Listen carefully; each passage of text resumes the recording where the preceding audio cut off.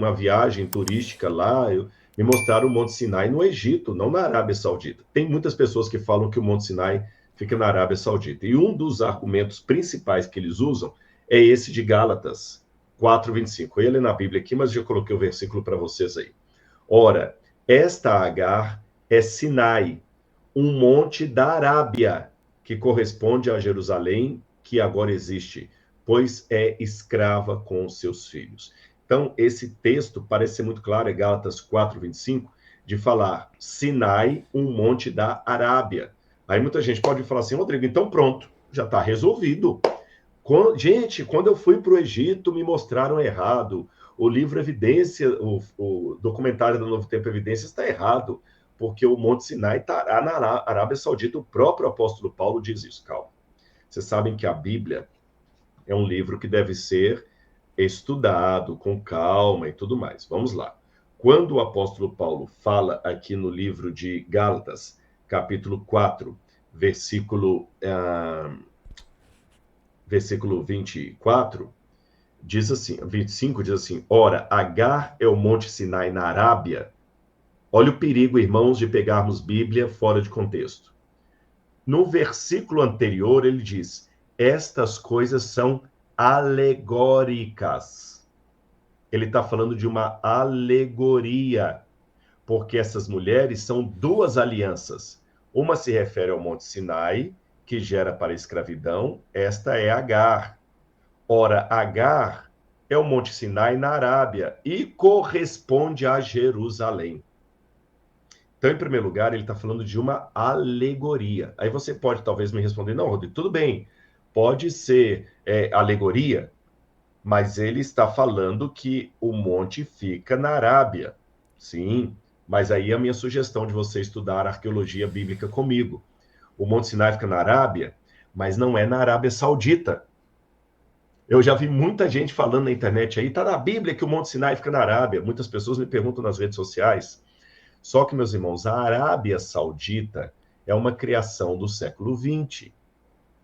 Quando se desfez o Império Turco-Otomano, aí começaram a desenhar o Oriente Médio, aí fizeram os Emirados Árabes, aquela coisa toda, aí criaram um país chamado Arábia Saudita. Aliás, o saudita vem da família. Ficou ele com a língua para fora aqui. Na Vem da família Saudi, que criou, que unificou várias tribos existentes na Península Arábica em torno de uma só.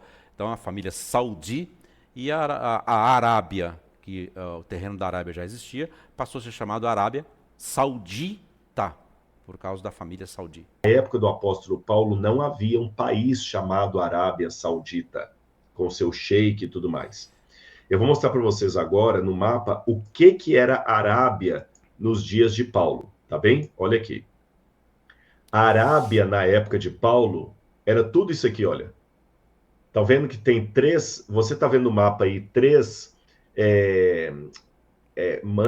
regiões coloridas. Uma região está colorida de vermelho, a outra está colorida de verde e a outra está colorida de amarelo.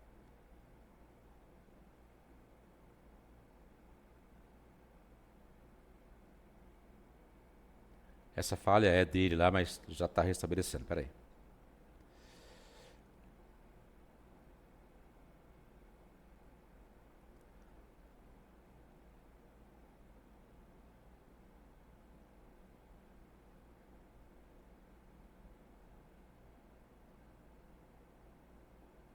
Tem a Arábia da época bíblica. A Arábia da época bíblica era muito maior do que a atual Arábia Saudita. A Arábia da época bíblica pegava a península do Sinai, tá vendo de vermelho é a península do Sinai? Tá vendo o Mar Vermelho no Golfo Arábico, que eu mostrei para vocês que ele abre dois braços lá em cima? Olha, o da esquerda é o Canal de Suez, o Golfo de Suez. O da direita é o Golfo de Áqaba. Então, o que hoje chamamos de Península do Sinai no Egito, na época bíblica também era a Arábia. A Jordânia, que é a parte em verde lá em cima, também era Arábia. A Arábia era dividida em três partes: a Arábia desértica, a Arábia Félix e a Arábia fugiu o nome da terceira aqui. Tá bem pequenininha assim, eu não consigo ler agora. Fugiu o nome da terceira. Qual que é? É a vermelha aí. É a Arábia Félix, Arábia Desértica e tinha a Arábia... Pétria, lembrei. Laura também falou lá. Pétria, porque a cidade de Petra fica lá. Olha, a cidade de Petra hoje é Jordânia, mas aí era chamada de Arábia Pétria. E tem outro detalhe também. Muitos estudos colocam o Sinai, o Monte Sinai, no sul do Levante. E o Levante compreendia 6 ou 7 países. A Jordânia, a Líbano, a Síria, o Egito e a Península do Sinai. Então, o sul do Levante compreendia toda essa área aqui, olha, daqui para cima. Então, o Sinai pertencia ao sul do Levante. Então, tem estudos que mostram que o Sinai está dentro de um contexto para que o Monte Sinai esteja nele. Né? Você vai achar aí várias publicações dizendo que ele está no sul do Levante. Então, você vê, por exemplo, a cidade... o Sinai, que fica no sul do Levante, e tem uma outra cidade do outro lado do sul do Levante, que é aqui, que chama-se Hejaz. Do lado da Arábia, e o Sinai mostrando no sul do Levante, do outro lado. Hejaz fica aqui, olha. Aqui, estou com o mouse aqui, depois do Golfo quase em frente ao Golfo de Aqaba, uma cidade chamada Hejaz. Então, o sul do Levante coloca o Sinai aqui e a cidade de Hejaz aqui. Ele dá uma distinção entre Hejaz, que fica na Arábia Pétrea, mas do outro lado do Golfo de Aqaba, e o Monte Sinai, que fica na região do Sinai. Então, o sul do Levante, sim, que estudos apontam como sendo a região onde está o Monte Sinai, está compreendido realmente na península do Sinai. Então, quando Paulo diz o Sinai que fica na Arábia, pode ser qualquer região dessa aí, inclusive na atual península do Sinai. É aí que você vai entender o que é o sul do Levante, que muitos lêem nos livros de história e geografia e não conseguem entender o que é o sul do Levante, quais são os países e as terras que englobam o sul do Levante. Antes de eu continuar, eu quero saber se essa explicação ficou clara para vocês aqui. O pessoal está comentando aí, meu bem? Está claro para eles? Que coisa importante, né? A Sidmira Lima falou, que coisa importante. Delay, mas eles vão responder já. Ah, tá. Dá um delayzinho, né? Tem mapas bíblicos, ó, essa pergunta aqui é importante, ó. Tem mapas na Bíblia para ajudar nos estudos? Não vejo a hora de estudar na Bíblia que você vai me dar de presente. Poxa, Evelyn, eu gostaria muito de dar uma Bíblia para você e para todo mundo. Mas você pode ser minha aluna na Bíblia Comentada, tá bom? A Bíblia Comentada, gente, é uma plataforma que tem mapa, tem estrutura, tem tudo isso lá. E quem é meu aluno Bíblia Comentada, além de ganhar todo esse conteúdo bíblico, aqui eu coloco uma parte dele na internet, está ajudando na manutenção do Museu do NASP e em causas sociais que nós temos aqui também, tá bom? Muito obrigado. Vamos continuar, meu bem? Pode remover o comentário. Antes de continuar, eu pesquisei muito, estudei muito para fazer os meus vídeos e prossigo estudando para fazer o terceiro vídeo. Eu li uma tese de doutorado do doutor Marcos Manu Hübner, da Universidade Federal de Minas Gerais. Olha a tese de doutorado dele sobre a rota do Êxodo. Tudo o que o Dr. Rodrigo Silva está falando está também tendo apoio no doutorado do Dr. Marcos Manu. Eu li atentamente, fiz as minhas marcações, olha, vocês vão ver, de pontos que não é achômetro, porque eu quero que seja ali, porque é mais bonito colocar eles atravessando a península do Sinai do que descer ao sul. Não, nós temos que ter argumentos fortes para isso. Então eu estudei toda a tese de doutorado dele sobre a rota, que foi sobre a rota do Êxodo, ponto de travessia, quais são, e ele procura na literatura mundial cientistas escritores e estudiosos para dar credibilidade na tese de doutorado dele. Eu também fiz as minhas pesquisas, né? Tenho as minhas próprias pesquisas também, que eu vou juntando material disso que eu vou estudando em Israel, que eu estudei em Israel e que eu estudo ainda, para compor todo um estudo sobre um tema, para não ficar vago aquilo que está defendendo. Como o Dr. Rodrigo Silva fez aqui, com certeza. Ele pesquisou, né? Ele é um exegeta, um historiador, um arqueólogo que eu aprecio muito, e ele tem total razão nos argumentos apresentados até aqui. Dela agora, para mim. Continuando, aqui tem uma foto do local lá da suposta travessia no Eiba. Essa foto eu tirei quando eu estava estudando o pós-doutorado em arqueologia na Universidade de Andrews. Agora, eu vou mostrar para vocês algumas questões aqui. Olha a coluna que o Ron Wyatt diz que era a coluna de Salomão. São exatamente idênticas às que estão no Museu do Cairo, que são colunas romanas. Exatamente. De um lado está o Ron Wyatt, numa foto que ele tirou ali nos anos 1980, e do outro lado a mesma coluna com outro sujeito ali, mais magro, mais queimado pelo sol, sou eu, tá bom? Essa foto eu tirei em 1999, foi 99 ou 2000? Não, em 2000, em 2000, quando eu fui estudar na Andrews, tá bom? Só um minutinho aqui, daqui a pouco vão dizer como é que é. Alguém pediu uma coisa aqui, não entendi. Boa noite a todos. Deixa eu só ver, parece que tem um pedido aqui. Se Polici, por favor, você falou de novo Mar Morto, daqui a pouco vão dizer que você está falando errado. Carlos, obrigado, Carlos. Gente, por que eu estou falando? Eu não tô, e a Laura não percebeu que... Carlos, aqui. muito bem-vindo à sua observação, obrigado, viu? Então, corrigindo, gente, não deixar o Mar Morto morto lá, é Mar Vermelho, tá bom? Obrigado, Carlos, valeu aí. Então, repetindo, essa coluna aqui é a mesma coluna que está do outro lado.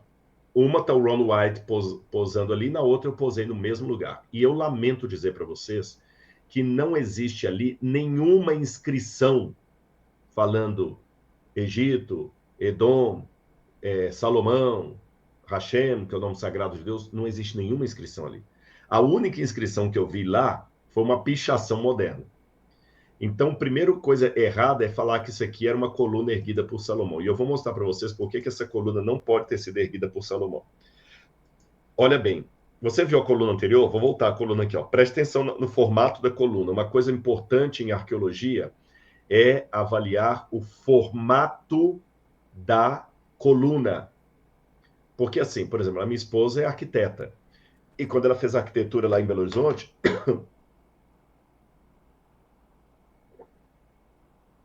eles estudaram muitos traços arquitetônicos. Ela fala, isso aqui é Oscar Niemeyer.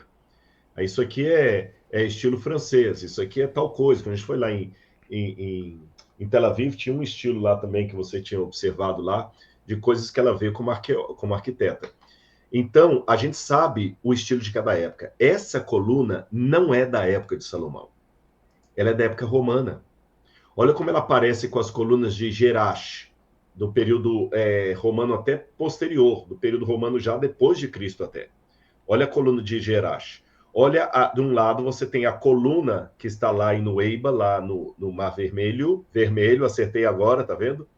E a coluna de Jerash do outro lado. Vocês estão vendo que é a mesma borda, o mesmo estilo de coluna? Então essa coluna não é da época de Salomão.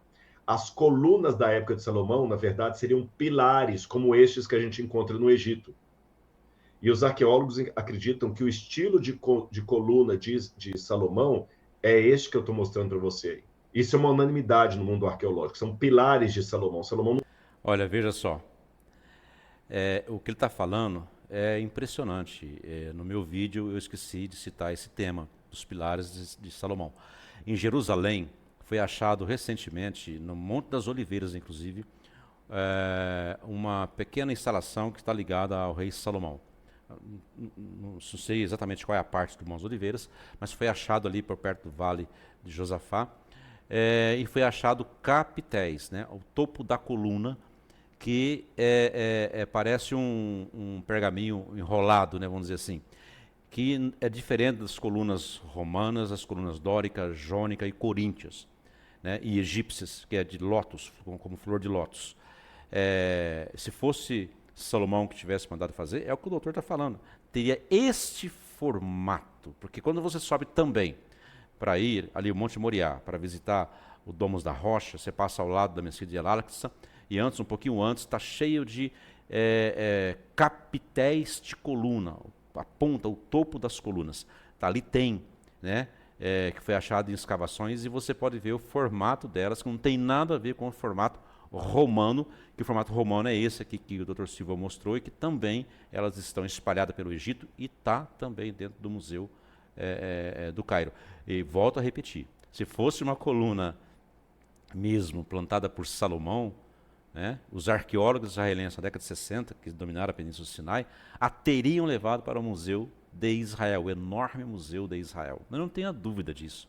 Ela estaria no Museu de Israel porque interessaria para Israel essa história. E se fosse verdade mesmo, tivesse uma inscrição marcando, falando que os arqueólogos de Israel acham que teriam deixado passar essa oportunidade, até de mudar a história, né, saber a rota exata, acho que não, né?